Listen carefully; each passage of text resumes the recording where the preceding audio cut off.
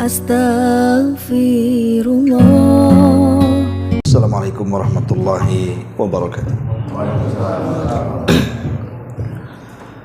Alhamdulillah wassalatu wassalamu ala rasulillah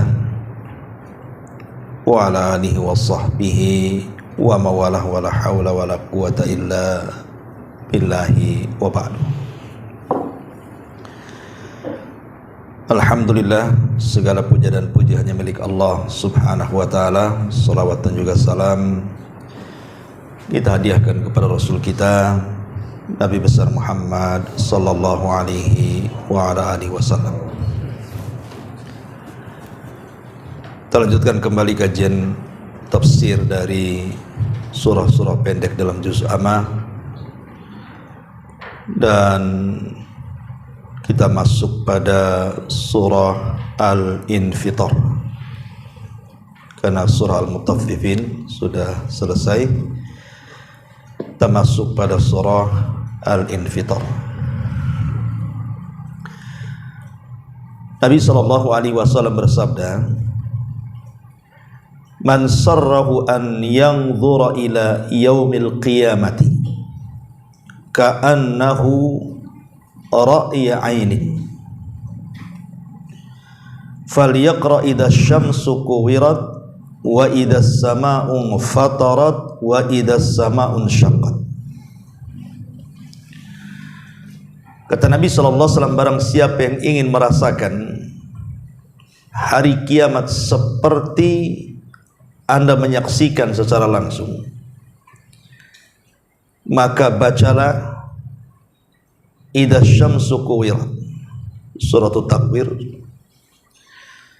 Kemudian idza samaa'u fatarat, surah Al-Infitar, dan idza samaa'u syaqqat, surah Al-Insyiqaq. Karena tiga surat ini berbicara tentang hal ihwal peristiwa kejadian hari kiamat. Di dalam hadis Mu'adz bin Jabal radhiyallahu an, satu hari Nabi SAW salat Isya bersama para sahabatnya, termasuk juga Mu'adz menjadi makmumnya di situ. Selesai salat Isya, maka Mu'adz pun pulang kepada kaumnya. Kemudian oleh kaumnya diminta agar Mu'adz menjadi imam bagi mereka, padahal Mu'adz sudah salat. Dan tidak mengapa, berarti salat pertama dengan Rasul itu salat wajib, kemudian salat kedua bersama kaumnya dianggap sedekah atau sunnah. Jadi Mu'adz salat Isya dua kali, pertama jadi makmum, kedua jadi imam di tengah-tengah kaumnya. Masalahnya Mu'adz ini ketika menjadi imam, dia membaca surah Al-Baqarah sehingga membuat lelah makmumnya. Anda bisa bayangkan 2 juz lebih di belakang Mu'adz bin Jabal radhiyallahu anhu, sehingga ada satu orang yang tidak tahan karena memang ada hajat karena lamanya Mu'adz membaca Quran, akhirnya dia mufaraqah, dia menyelesaikan sendiri. Sehingga kemudian selepas sholat, Mu'adz tahu bahwa ada yang menyelesaikan sendiri sholatnya dan tidak mau ikut sholat bersama dia. Maka Mu'adz mengatakan bahwa si fulan itu seorang munafik.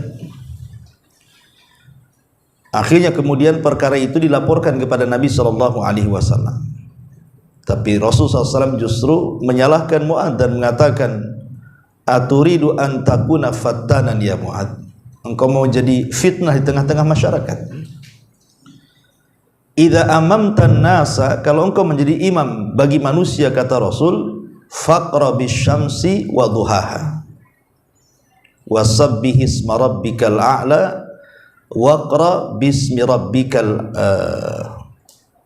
wa iqra bismi rabbikal a'la wal laili idza yaghsha wa idza samaa'un fatarat." Kata Nabi SAW, kalau engkau menjadi imam bagi manusia, kenapa engkau tidak membaca surah-surah pendek seperti Asy-Syamsu, atau Sabbihisma rabbikal a'la, atau surah Al-Alaq, atau wal laili idza yaghsha, atau idzas samaun fatarat. Dari sini menunjukkan bahwa Nabi SAW menganjurkan untuk membaca surah ini ketika melaksanakan sholat Isya, karena Rasul merintahkan kepada Mu'adz, kalau engkau menjadi imam, tidakkah engkau membaca surat-surat ini? Salah satu yang disebut oleh Rasul adalah Al-Infitar, idzas samaun fatarat. Inilah diantara hadis-hadis yang berkenaan dengan surah Al-Infitar ini. Baik, kita masuk pada tafsir singkatnya. Di sini Allah Subhanahu wa taala mengatakan idzas samaun fatarat wa idzal kawakibun tatharat wa idzal biharu fujjirat wa idzal quburu bu'thirat alimat nafsun ma qaddamat wa akharat. Allah Subhanahu wa taala menyebutkan 4 perkara dari peristiwa-peristiwa hari kiamat. Dari 4 perkara ini 2 peristiwa langit dan 2 peristiwa bumi. Adapun 2 peristiwa langit, Allah mengatakan idzas samaun fatarat, tatkala langit dibelah. Kemudian wa idzal kawakibun tatharat, dan apabila bintang-bintang itu berjatuhan. Ini peristiwa langit namanya. Adapun yang keduanya peristiwa bumi. Allah mengatakan wa idzal biharu fujjirat, ketika air lautan ditumpahkan ke daratan. Wa idzal quburu bu'thirat, dan ketika seluruh kubur-kubur itu dibangkitkan. Dan 4 peristiwa, 2 di langit dan 2 di bumi ini menceritakan tentang 2 tiupan sangkakala. Jadi sangkakala pertama yang menghancurkan langit dan alam semesta, baru kemudian sangkakala kedua membangkitkan seluruh manusia. Tapi kita rinci. Di sini Allah Subhanahu wa taala mengatakan idzas samaun fatarat, apabila langit terbelah. Ikhwatu fiddin wa akhwatu fillah rahimakumullah. Allah Subhanahu wa taala memulai dengan langit. Karena di antara tanda-tanda kuasa Allah Subhanahu wa taala yang paling besar yang mampu kita lihat adalah langit. Itu pun tidak semua langit kita bisa lihat. Yang kita lihat ke atas itu kan langit dunia saja. Adapun langit kedua, ketiga sampai ketujuh itu kita tidak bisa menembus pandangan kita ke situ. Dan ini menunjukkan kuasa Allah Subhanahu wa taala. Masyarul muslimin yang dimuliakan Allah Subhanahu wa taala, dan perlu diketahui bahwa kenapa Allah Subhanahu wa taala menciptakan langit. Langit itu juga bermanfaat bagi manusia, sangat bermanfaat bagi manusia. Karena Allah Subhanahu wa taala tidak pernah menciptakan sebuah makhluk itu sia-sia. Pasti dalam ciptaan Allah itu ada hikmah, diketahui atau tidak oleh manusia. Seperti Allah mengatakan, "Wa ma khalaqnas samaa'a wal arda wa ma bainahuma batila." Dan tidaklah kami ciptakan langit dan bumi ini dan di antara keduanya sia-sia. Maknanya bahwa Allah menciptakan langit dan bumi itu ada manfaatnya bagi manusia. Tidak ada yang sia-sia dalam ciptaan Allah Subhanahu wa taala.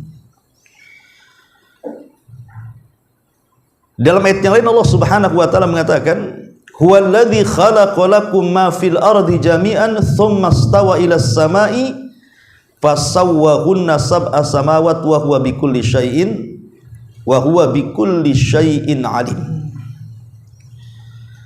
Dialah yang menciptakan bagi kalian, bagi kita, apa yang ada di bumi seluruhnya. Kemudian Allah beristiwa ke langit, maka Allah Subhanahu wa taala sempurnakan ciptaan langit menjadi 7 lapis. dan Dia atas segala sesuatu maha mengetahui. Dari langit inilah turun hujan. Dengan hujan itulah berbagai macam tumbuh-tumbuhan tumbuh, dan dari tumbuh-tumbuhan itulah manfaatnya bagi kita, karena air yang diturunkan dari langit itulah yang menjadikan kehidupan kita. Belum lagi kemudian Allah Subhanahu wa taala menghiasi langit itu dengan berbagai bintang. Dan yang ajaibnya adalah langit itu dia kan bangunan. Langit itu bangunan, karena Allah yang mengatakan was-sama'u banainaha, dan langit kami bangun, menunjukkan bahwa langit itu bangunan sebenarnya. Kalau antum membuat bangunan lantai 2, tidak mungkin kita membangun sebuah gedung berlantai 2, 3, 4 tanpa ada tiang. Sebab kalau tidak ada tiang, robohlah bangunan itu. Tapi kenapa Allah Subhanahu wa taala ketika menciptakan langit itu tanpa tiang, tapi bangunan itu bisa berdiri? Kuasa siapa ini? Dan siapa yang kemudian menahannya sehingga tidak jatuh ke bumi? Itulah yang disebut dengan kuasa Allah Subhanahu wa taala. Allah bisa membuat bangunan ngambang tanpa tiang, tetapi nanti satu hari langit akan Allah Subhanahu wa taala runtuhkan ke bumi. Makanya Allah mengatakan wa yumsikus samaa an taqa'a 'alal ardi illa biidni. Dalam surah Al-Hajj 65 Allah mengatakan, dan Dia menahan langit jatuh ke bumi melainkan dengan izin Allah Subhanahu wa taala. Ma'asyiral muslimin wal muslimat rahimakumullah. Baik, di sini Allah Subhanahu wa taala mengatakan idas samaun fatarat, apabila langit terbelah. Bagaimana kondisi langit pada hari kiamat? Dan kenapa terbelah? Dan apa yang menyebabkan terbelah langit itu? Dan bagaimana kondisi setelah terbelahnya? Pertama, sebelum langit terbelah itu maka langit akan menyala. Dan itu Allah Subhanahu wa taala gambarkan dalam surah Ar-Rahman ayat 37. Allah mengatakan fa idan syaqqatis sama fakanat wardatan kaddihan. Maka apabila langit telah terbelah dan menjadi merah mawar seperti kilapan minyak. Jadi yang pertama kali sebelum terbelahnya langit itu, langit akan menyala. Langit akan menyala dan berkilau-kilau dan berkilat-kilat. Baru setelah itu keluar asap putih atau awan yang kita kenal di langit. Allah mengatakan dalam surah Al-Furqan 25-nya, wa yauma tashaqqaqus sama bil ghamam wa nuzzilal malaikatu tanzila. Dan ingatlah hari ketika langit pecah belah, mengeluarkan kabut putih, dan diturunkan para malaikat bergelombang-gelombang. Jadi yang memecahkan langit itu adalah awan yang berbentuk putih. Kemudian setelah itu keluar asap hitam. Dan Allah mengatakan dalam ayat yang lain, dalam ayat Dukhan, fartaqib yauma ta'tis sama bidukhanim mubin. Maka nantikanlah hari ketika langit mendatangkan kabut asap yang tampak jelas. Lah ketika tiga peristiwa ini muncul, maka mulailah langit terjadi keretakan kecil. Keretakan kecil itulah yang disebut dengan al-infitar yang kita bahas ini. Idas samaun fatarat. Dan apabila langit terbelah, retak tetapi tidak sempurna, retaknya masih kecil. Baru kemudian yang selanjutnya menjadi retak besar itu, itulah yang disebut dengan al-insyiqaq. Surah al-insyiqaq yang sudah kita bahas. Itu menjadi terbelah langit secara sempurna. Baru setelah itu langit melemah, karena sudah mulai lepas dari tangkainya, dari bingkainya. Dan itu Allah Subhanahu wa taala katakan dalam surah Al-Haqqah ayat 16-nya, wan syaqqatis sama'u fahiya yauma idzin wahiyah. dan terbelahlah langit, karena pada hari itu langit sudah menjadi lemah dan rapuh. Lalu apa yang terjadi? Maka Allah subhanahu wa ta'ala akan menggulung langit dengan tangannya. Dan itu disebutkan di dalam surah At-Takwir. Allah subhanahu wa ta'ala mengatakan, dalam surah At-Takwir ayat 11, wa idzas sama'u kushitat, dan ingatlah apabila langit terlepas dari tempatnya. Dan Allah kuatkan dalam surah Al-Anbiya 104-nya, yauma natwis sama katayyi sijili lil kutub. Ingatlah pada hari langit kami gulung seperti lembaran-lembaran buku. Dan Allah juga kuatkan dalam surah Az-Zumar 6:7-nya, wa ma qadarullaha haqqa qadri wal ardu jami'an qabdatuhu yaumal qiyamah was samawati matwiyatun biyaminih subhanahu wa ta'ala amma yusyrikun. Dan mereka tidak mengagungkan Allah sebagaimana semestinya mereka mengagungkan, padahal bumi seluruhnya dalam genggamannya pada hari kiamat, dan langit akan dilipat dengan tangannya. Maha suci Dia dan maha tinggi Dia dari apa yang mereka persekutukan.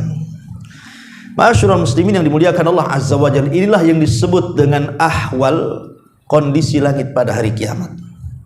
Saya ulang, berawal dari menyala, kemudian mengeluarkan asap putih ataupun awan putih, kemudian keluar asap hitam yang meliputi langit, kemudian terjadi keretakan kecil sampai terjadi keretakan besar, retak sempurna, kemudian melemahlah langit. Setelah melemah langit, maka langit pun terlepas dari bingkainya. Setelah terlepas dari bingkainya, maka kemudian terjadilah lipatan. Allah lipat dengan tangannya. Inilah kondisi langit pada hari kiamat.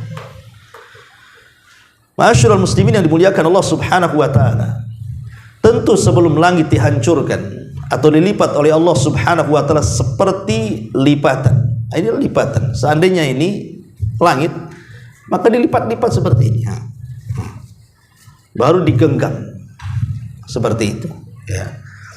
Kita tahu bahwa langit itu tempat para malaikat tinggal di situ. Karena Nabi SAW pernah memandang ke langit, kemudian bersabda di hadapan para sahabatnya, attatis sama wa huqqalaha antait. Sungguh aku mendengar suara gemuruh ketakutan dari atas langit, dan sudah selayaknya langit itu takut kepada Allah subhanahu wa ta'ala. Dan tidaklah 4 jari, ya 4 jari, jarak 4 jari, kecuali ada malaikat yang berdiri sampai kiamat bertasbih, ruku sampai kiamat bertasbih, sujud sampai kiamat bertasbih, dan begitu seterusnya. Kemana para malaikat pergi? Kita tahu bahwa ketika terjadi keretakan langit, langit itu kan ada pintunya. Makanya Allah subhanahu wa ta'ala mengatakan dalam surah An-Naba itu, wa futihatis sama fakanat abwaba. Wa futihatis sama, ketika kemudian pintu-pintu langit itu terbuka, disitulah para malaikat turun semua. Wa nuzzilal malaikatu tanzila, malaikat keluar semuanya. Ketika langit kosong itulah baru terjadi kehancuran 7 lapis langit tadi, dengan urutan yang sudah saya sebutkan tadi. Inilah kondisi langit. Ma'asyiral muslimin wal muslimat rahimakumullah. Disebutkan di dalam tafsir At-Tabari,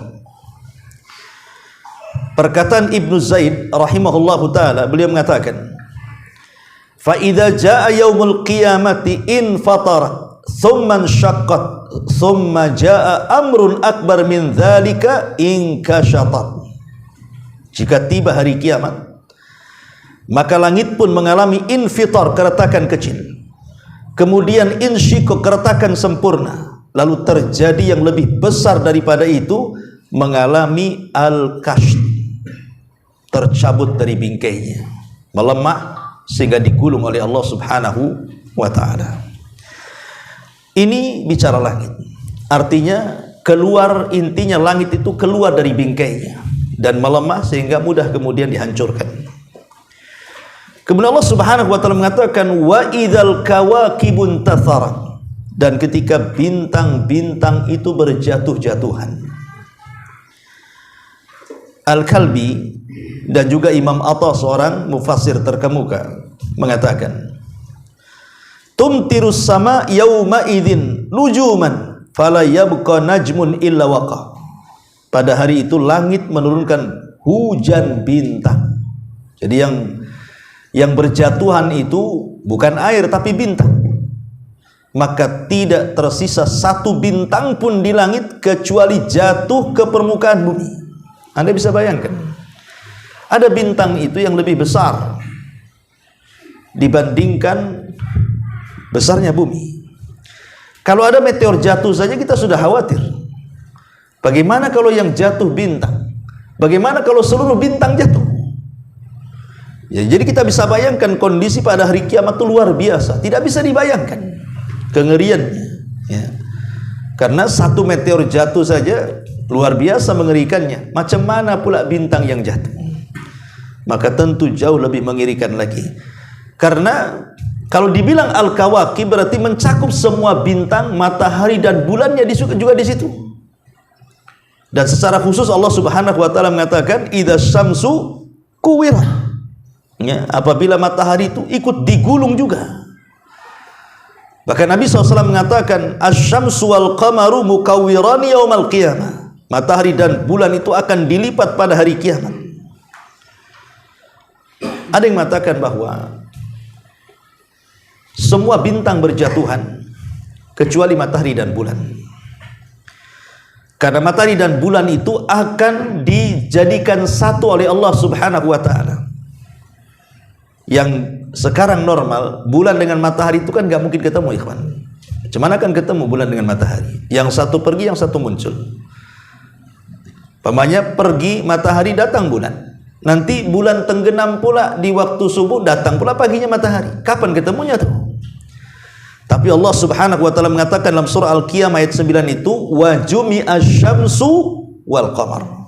Di mana Allah akan menggabungkan matahari dan bulan itu menjadi satu.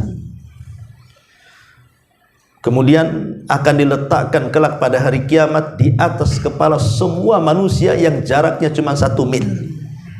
Disitulah keringat bercucuran. Dan apabila manusia selesai dihisab oleh Allah, kemana gabungan matahari dan bulan itu? Allah benamkan ke dalam jahanam. Salah apa matahari dan bulan itu? Kenapa dimasukkan ke dalam jahanam? Bukankah keduanya makhluk Allah yang tidak berdosa? Kenapa pula Allah Subhanahu wa taala memasukkan matahari dan bulan ke dalam jahanam? Pertama, kata ahli tafsir, untuk menjadi bahan bakar api neraka. Yang kedua, untuk membantah orang-orang yang ketika di dunia menyembah kedua makhluk Allah ini. Makanya Allah Subhanahu wa taala mengatakan, la tasjudu lisyamsi wala lilqamari wasjudu lillahi alladzi khalaqahunna in kuntum iyyahu ta'budun.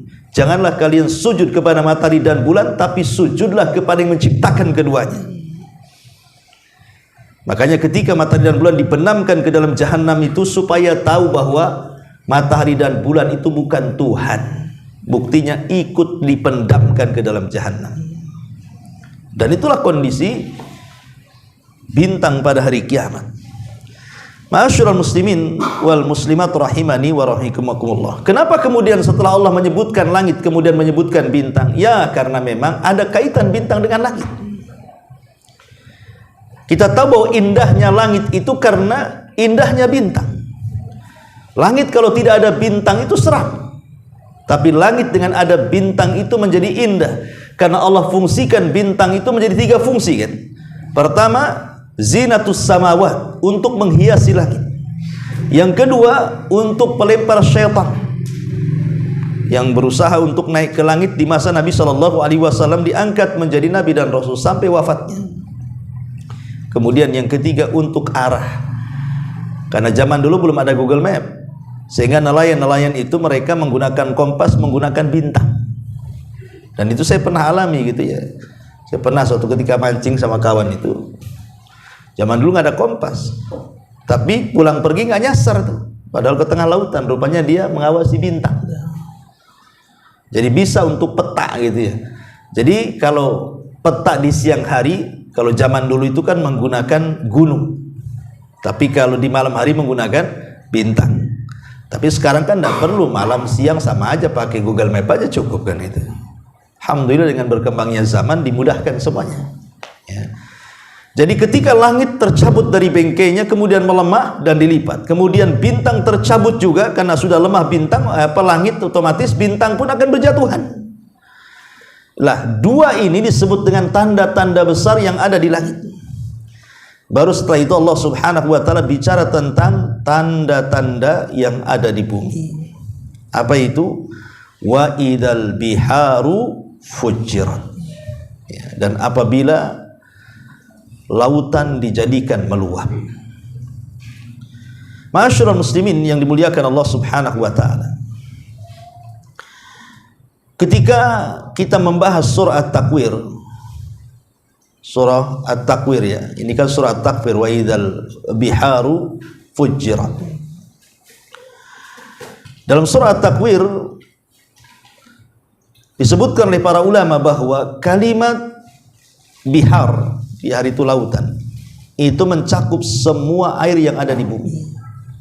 Jadi mencakup di situ lautannya, sungainya, danaunya, selatnya, apalah yang disebutkan lah, solokannya mungkin di situ yang kecil itu ya. Artinya mencakup itu semuanya. Lah kelak pada hari kiamat, maka Allah Subhanahu wa taala akan menjadikan lautan itu meluap. Terjadi silang pendapat di antara ahli tafsir. Apa makna fujirat di sini? Ada yang mengatakan bahwa fujirat itu artinya seluruh air lautan itu akan disatukan dengan seluruh air yang ada di daratan. Artinya air asin dengan air tawar itu akan jadi satu. Karena sekarang saja kita lihat luas lautan dengan daratan itu kan masih luas lautan. Satu dunia ini kalau kita lihat di peta, lautan itu kan lebih luas dibandingkan daratan. Bahkan ada daratan itu di bawah lautan.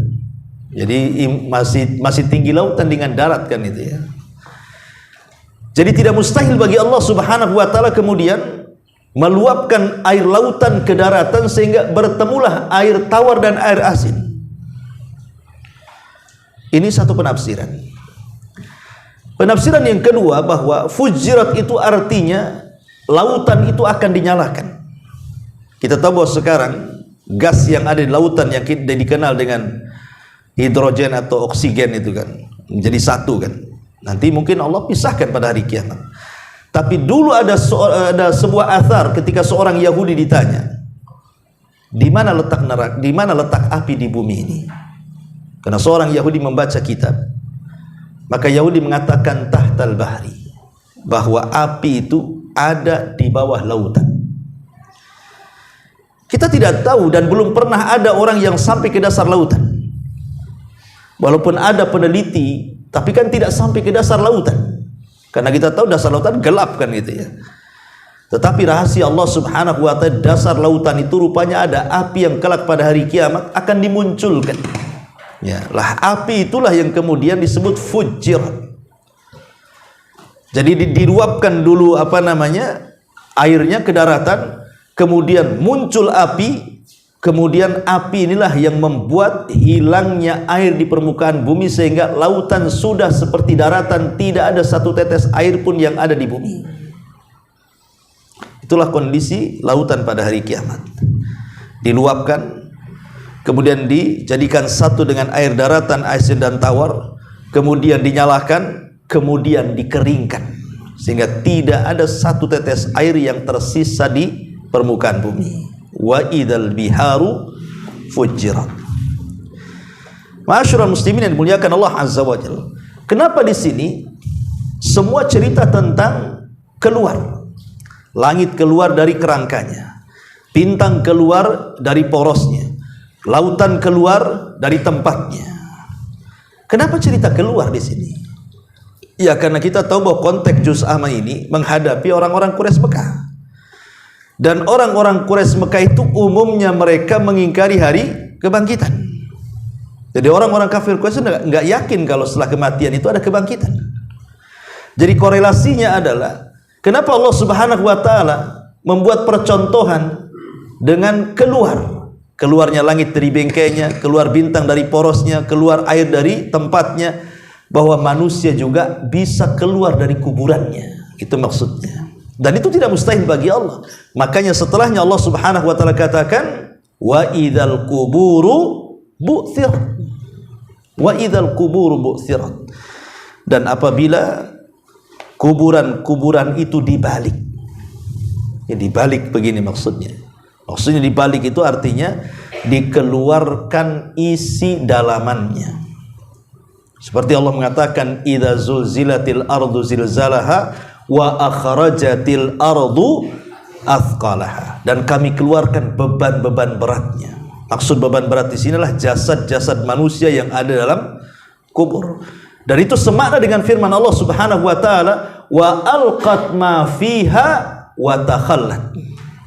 Wa alqat, dan kami lemparkan itu isi-isi kuburan itu ke permukaan. Itulah yang dimaksud hari kebangkitan. Wa idzal quburu bu'thirat. Dan apabila kuburan-kuburan itu dibalikan, maksudnya dibangkitkan semua manusia dari sejak zaman Adam sampai yang terakhir mati. Dan ini masuk pada tiupan sangkakala yang kedua. Jadi peristiwa pertama, kedua, dan ketiga ini bicara tiupan sangkakala pertama.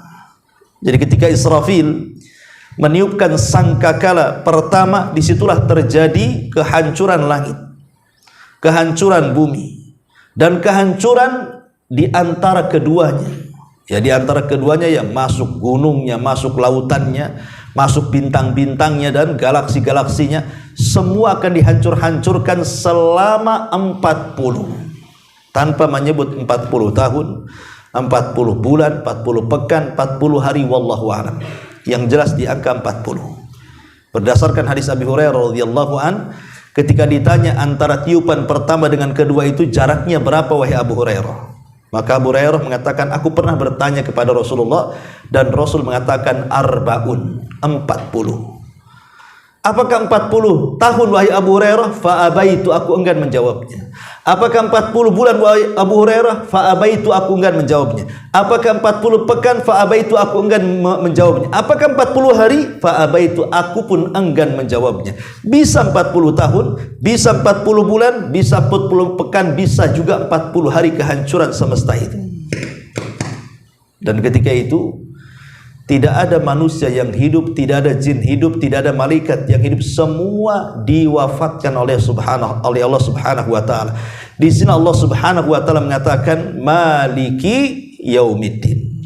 Dialah raja ketika hari kebangkitan. Karena ketika tidak ada makhluk yang hidup, Allah mengatakan limanil mulkul yaum. Untuk milik siapa kerajaan ini? Tidak ada yang jawab. Maka Allah jawab sendiri, lillahil wahidil qahar. Ini semua adalah milik Zat yang esa, yang mampu melakukan segalanya. Dialah Allah Subhanahu wa taala. Inilah diantara muqaddimah dari surah Al-Infitar dengan menyebutkan 4 peristiwa besar. 4 peristiwa besar ini 2 peristiwa langit dan 2 peristiwa bumi. Ketika Allah Subhanahu wa taala menyebutkan idza, apabila, idza ini disebut ada waktu syarti, harus ada jawabnya. Maka untuk apa Allah Subhanahu wa taala menyebutkan 4 peristiwa yang sangat mengerikan ini dan ditutup dengan wa idzal quburu bu'thirat, hari kebangkitan manusia.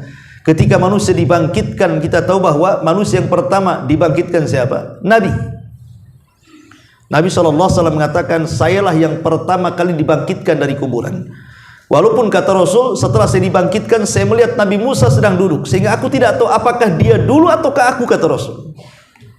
Tapi kita meyakini bahwa Nabi SAW orang yang pertama kali dibangkitkan. Seperti Ibrahim adalah orang yang pertama kali diberikan pakaian. Baru setelah Nabi SAW dibangkitkan, maka semua makhluk dibangkitkan, bukan hanya manusia, jinnya, malaikatnya, sampai kepada binatang-binatang pun dibangkitkan. Kalau di zaman dulu mungkin ada dinosaurus pun ada, mungkin dibangkitkan juga kan itu. Untuk apa coba? Binatang-binatang ikut dibangkitkan, harimau, buaya dan yang semacamnya itu. Untuk menjalankan hisab. Karena binatang juga ada hisabnya. Ya, jangan salah, binatang-binatang itu ada hisabnya. Tapi binatang itu hanya dihisab tapi tidak dimasukkan ke neraka. Mereka dihisab saja.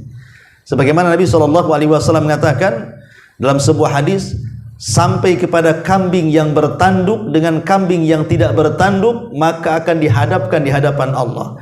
Kemudian tanduknya akan dilepas, kemudian diletakkan dia yang tidak punya tanduk. Kemudian Allah katakan, tanduklah dia sebanyak dia menandukmu di dunia.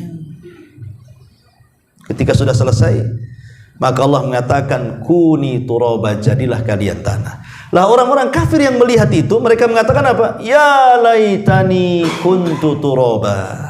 Duhai kiranya aku juga jadi tanah seperti binatang itu. Mungkin mustahil. Manusia tidak hanya akan dihisab, tapi mereka ada azab juga. Kecuali orang-orang yang masuk surga tanpa hisab dan azab. Lah, ketika Allah Subhanahu wa taala menyebutkan 4 peristiwa, untuk apa? Inilah jawab syaratnya. Alimat nafsun ma qaddamat wa akharat. Ini jawabnya di sini. Maka setiap jiwa itu akan mengetahui apa yang telah dikerjakan dan apa yang telah dilalaikannya. Sebenarnya kalimat bahasa Arab itu artinya qaddamat itu apa yang didahulukan, wa akharat dan apa yang diakhirkan. Itu makna bahasa Arabnya. Jadi jiwa itu akan mengetahui apa yang didahulukan dan apa yang diakhirkan. Apa makna didahulukan dan diakhirkan? Inilah jadi polemik ahli tafsir. Ya. Ada yang mengatakan bahwa penafsiran yang pertama, bahwa manusia itu akan melihat seluruh keburukan-keburukan yang pernah dilakukannya. Ditambah dia tidak sekedar melihat dan mengetahui kembali perbuatan dulunya, tapi juga mengetahui balasan yang pantas dia dapatkan kelak pada hari kiamat. Jadi ma qaddamat, apa yang telah dikerjakannya di dunia, wa ma akharat dan apa yang akan dibalasnya di akhirat. Jadi qaddamat itu perbuatan dunia, akharat itu balasan akhirat. Jadi apapun yang kita kerjakan di dunia, apakah itu keburukan ataukah itu kebalasan, atau apakah itu kebaikan, semua akan Allah Subhanahu wa taala tampakkan di akhirat. Sekarang di dunia, ikhwan, saya antum beramal saleh atau saya dan antum melakukan dosa, siapa yang tahu di antara kita amalan kita akan diterima atau tidak, dan siapa yang tahu dosa kita diampuni atau tidak? Tidak ada yang tahu. Ya kan? Antum salat, antum tahu salat antum diterima? Tidak. Bisa diterima, bisa tidak, kan? Karena kita tidak tahu apakah salat kita diterima atau tidak. Atau antum melakukan maksiat kemudian bertobat, apakah tobat antum diterima atau tidak? Tidak ada yang tahu, ikhwan. Siapa yang tidak tahu? Siapa yang tahu? Tidak ada yang tahu. Salat kita, puasa kita, hatta di majelis taklim ini diterima tidaknya itu kita tidak tahu sama sekali. Di dunia itu kita tidak tahu. Termasuk juga kita tobat dari dosa, diampuni dan tidaknya selama kita di dunia kita tidak tahu. Tapi kelak di akhirat kita akan diberitahu. Ini amalan yang diterima, ini amalan yang ditolak. Ini dosa yang diampuni, ini dosa yang tidak diampuni. Dan harus ada balasannya. Itulah ma qaddamat wa akharat. Ya. Ini satu penafsiran. Penafsiran yang kedua, maksudnya ma qaddamat wa akharat itu, ada orang-orang semasa muda, dia ingin melakukan perbuatan baik tapi tidak bisa dilakukan kecuali setelah tua. Jadi kebaikan di masa muda tidak kecapai, tapi baru tercapai di masa tua. Seperti apa contohnya? Orang haji, ya kan? Orang-orang kampung itu kan masukkan celengan gitu kan. Dia kan ingin haji dari mudanya, tapi karena nggak punya uang ya nabung sedikit-sedikit, atau mungkin karena batasan pemerintah 40 tahun baru naik haji kan. Nah, tapi kan niat baiknya sudah ada kan, tapi terlaksananya setelah tua. Nah, seperti itu. Ya ini pun terjadi, ada orang pengen kawin tapi tahu-tahu udah tua baru kawin. Ya. Jadi ada orang-orang yang bercita-cita beramal soleh tapi tidak kesampaian. Ma qaddamat, tetapi baru kesampaian wa ma akharat, setelah dia tua baru kesampaian tuh. Dan semuanya akan dicatat di hadapan Allah Subhanahu wa taala. Ataupun mungkin amalan buruk. Ya. Ada juga mentafsirkan ma qaddamat wa akharat itu artinya Maqaddamat itu apa yang diusahakan di dunia dengan amalan-amalan yang mengalir sampai akhirat. Wa ma akharat, untuk akhirat, untuk akhiratnya nanti. Semua amalan yang mengalir maksudnya itu maqaddamat. Semua amalan yang mengalir, seperti Rasul mengatakan apa? Idza mata ibnu Adam in qata amaluhu illa min thalathin, shadaqatin jariyah aw ilmin yuntafa'u bihi aw waladin salihin yad'ulahu. Apabila anak Adam meninggal dunia, apa kata Rasul? Tidak akan dibawa mati semua usahanya kecuali 3 perkara. Pertama, sedekah yang mengalir, ilmu yang bermanfaat, atau anak yang soleh mendoakan orang tuanya. Itulah maqaddamat, akan mengalir sampai ke akhirat. Wa ma akharat, jadi pahalanya itu akan kelak diambil kelak di akhirat. Maka penafsiran yang ketiga ini maksudnya adalah amalan-amalan yang bersifat wakaf, baik wakaf secara benda, umpamanya ada pembangunan masjid, saya wakaf tiang, saya wakaf tanah, saya wakaf semen, besi dan yang semacamnya, ataupun wakaf berupa ilmu, atau mengajarkan ilmu kepada seseorang kemudian diamalkan, kemudian orang ini mengajarkan kepada orang lain kemudian diamalkan, orang lain ini mengajarkan lagi kemudian diamalkan, dan seperti itu sampai artinya menjadi multi level pahala. Itu namanya maqaddamat, ya.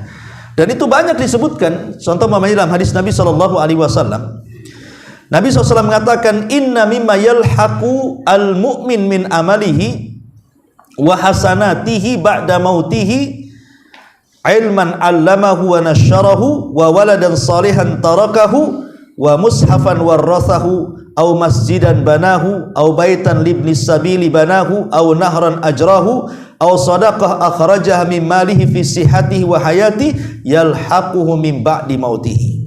Kata Nabi SAW, sungguh kebaikan yang akan mengiringi seorang mukmin setelah kematiannya adalah ilmu yang ia ajarkan, ilmu yang ia ajarkan atau yang disebarkan. Umpamanya seperti saya ini mengajarkan ilmu kepada antum, kemudian antum sebarkan kepada orang lain, atau di masa medsos ini saya membuat YouTube seperti ini, setelah saya mati masih ada yang nonton. Selama masih ada yang nonton, maka pahalanya akan mengalir ke saya kalau saya ikhlas, ya. Atau antum nge-share sesuatu, entah di Facebook, entah di YouTube, entah di apa, tahu-tahu dilihat orang, bermanfaat bagi dia. Selama kemudian tulisan antum disarser-sarser ke sana kemari, berarti itu akan menjadi amal jariah. Makanya jangan sembarang nge-share, jangan sembarang copy paste, jangan sembarang nyebar-nyebarkan berita-berita. Itu bisa menjadi dosa jariah, bisa juga menjadi amal jariah, tergantung yang nge-share kan. Makanya kita lihat coba, ada orang main TikTok, dia telanjang di situ hanya untuk cari subscriber, atau mungkin cari cuan di YouTube atau di TikTok atau di Facebook. Tapi setelah dia meninggal, ditonton terus sampai kiamat. Apa enggak jadi dosa jariah coba? Membuka aurat, kemudian juga membuat konten-konten bukan kreatif, gak kreatif menurut saya itu. Konten-konten gak kreatif. Karena apa? Coba aurat ditambah-tambahkan, seperti ada kasus di YouTube itu kan, ada sampai dibanting handphonenya gara-gara istrinya main TikTok telanjang, suaminya cemburu lah. Gitu. Nah, coba bayangkan, itu kan akan selama masih ada YouTube, dan biasanya konten-konten yang seperti itu pula yang banyak penontonnya. Coba konten-konten kayak ngaji kayak gini justru ada penonton. Ya penontonnya antum-antum sajalah, subscriber setianya kan. Kalau yang lain mana ada mau nonton. Lah itu kan artinya bisa menjadi amal jariah, bisa menjadi dosa jariah ya kan. Maka ini bahaya sekali, ya. Maka kata Nabi SAW, ilmu yang disebarkan. Maka kalau mau nulis, hati-hati nulis, mau menyebarkan, hati-hati sebarkan, ya. Mungkin antum tidak menyebarkan, mungkin antum tidak ceramah disebarkan, atau antum menyebarkan ceramah saya atau ceramah ustadz siapa gitu, disebar-sebarkan, membuat akun, buat ini disebarkan. Ya kalau memang tujuannya pahala, bukan dunia, insya Allah dapat pahala. Bahkan orang yang ikhlas saja kalau memberi itu, dia tidak mau mendengar ucapan jazakallah khairan. Contoh Aisyah radhiyallahu anha. Aisyah itu kalau habis sedekah, ya, kemudian yang menerima sedekah mendoakan Aisyah dan mengatakan jazakillah khairan atau syukran, maka Aisyah langsung pergi, langsung tutup pintunya. Dia tidak mau mendengar kalimat itu, karena dia ingin sedekah karena Allah, bukan karena orang, bukan karena ingin didoakan. Sampai seperti itu Aisyah sedekah itu. Kalau sedekah langsung ditutup pintunya. Dia tidak mau dengar doa dari orang yang diberinya. Kalau kita kan terbalik, dikasih nggak doakan. Aduh, nyesel saya kasih doakan. Kalau banyak kurang panjang doanya, kan gitu kan. Nah, ini kan kita gitu kan. Tapi lihat Ummul Mukminin Aisyah radhiyallahu, keikhlasannya luar biasa. Sampai tidak mau mendengar ucapan syukran, zakallah, tidak ada, nggak mau dia. Karena dia betul-betul Allah yang menilai dia, bukan manusia yang menilainya. Itulah menjaga keikhlasan namanya. Intinya bahwa ilmu yang disebarkan. Kemudian kata Nabi SAW, atau anak soleh yang ditinggalkan, atau Al-Quran yang diwakafkan, atau masjid yang dibangun, atau rumah yang ia bangun untuk para musafir, atau sungai yang ia alirkan, atau sedekah yang ia keluarkan dari harta miliknya di masa sehat dan masa hidupnya, semua akan mengiringi setelah kematian. Ini disebut maqaddamat, untuk wa ma'akharat, kelak di akhirat. Ya, inilah diantara tafsir singkat, ya, sampai di sini dulu karena masih panjang ayat ke-6 dan seterusnya. Insyaallah kita lanjutkan minggu depan. Baik, sampai di sini. Kalau ada yang bertanya kita buat jawab, ada berapa menit ke depan. Silakan.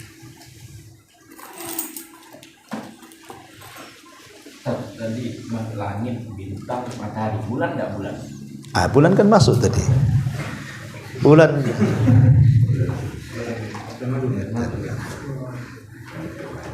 masuk bintang lah kan itu. Dia masuk di situ. Wa jumi'asy syamsu wal qamar. Dan Allah gabungkan matahari dan bulan. Jadi bulan itu tidak jatuh dengan matahari, dia digabungkan. Yang jatuh itu bintang. Karena dia akan tetap di atas. Ya, sampai dibangkitkan manusia dia tetap di situ. Nanti matahari didekatkan lagi di kepala manusia setelah hari kebangkitan. Itulah yang kemudian menjadikan siksaan tersendiri bagi orang-orang fasik, orang-orang kafir, orang-orang fajir kelak di hari ketika mereka dikumpulkan di padang mahsyar. Ya, salah satu siksaannya adalah matahari didekatkan itulah. Coba bayangkan logika, matahari saja sekarang. Dan ini keajaiban Allah ya. Allah letakkan matahari itu pada porosnya. Matahari digeser sedikit saja menjauh dari bumi, bekulah bumi itu. Kalau matahari digeser sedikit mendekat ke bumi, terbakarlah bumi itu. Bayangkan Allah meletakkan matahari pas di porosnya. Ini keajaiban namanya. Keajaiban Allah kan? Dia letakkan, bagaimana Allah tahu suhu bumi itu dengan meletakkan matahari di porosnya. Karena kalau sampai tercabut dari porosnya bahaya. Kalau menjauh, bekulah bumi ini, mendekat terbakar pula bumi itu. Maka Allah paskan dengan suhunya sehingga bumi tidak terbakar dan tidak beku. Masya Allah, ini kan, ini kuasa Allah subhanahu wa ta'ala. Kuasa siapa kan itu kalau bukan kuasa Allah subhanahu wa ta'ala. Wallahu alam, saya kira cukup. Subhanallahi bihamdika, asyhadu an la ilaha illa anta, astaghfiruka wa atubu ilaik. Allahu ta'ala alam. Assalamualaikum warahmatullahi wabarakatuh.